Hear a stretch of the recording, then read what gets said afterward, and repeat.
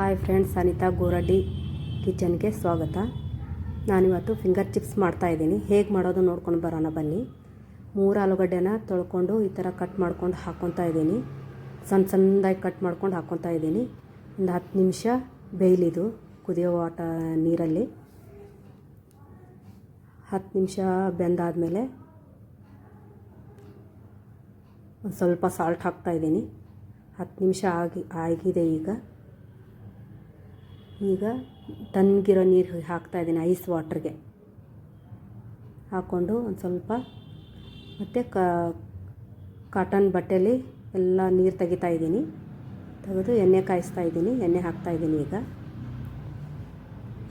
Cornflour mix ಮಾಡ್ತಾಯಿದ್ದೀನಿ.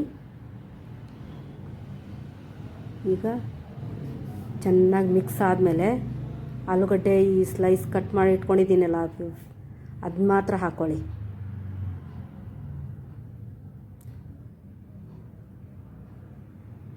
ಎಣ್ಣೆಗೆ ಈಗ ಎಣ್ಣೆ ಹಾಕ್ಕೊತಾ ಇದ್ದೀನಿ. ಈಗ ಇದು ಗೋಲ್ಡನ್ ಬ್ರೌನ್ ಬರೋವರೆಗೂ ಫ್ರೈ ಮಾಡಿ.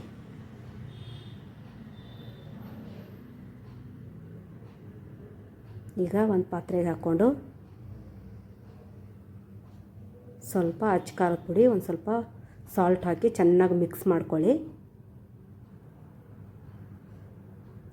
ನಿಮಗೆ ಬೇಕಿದ್ರೆ ಚಾಟ್ ಮಸಾಲನೂ ಹಾಕೋಬೋದು.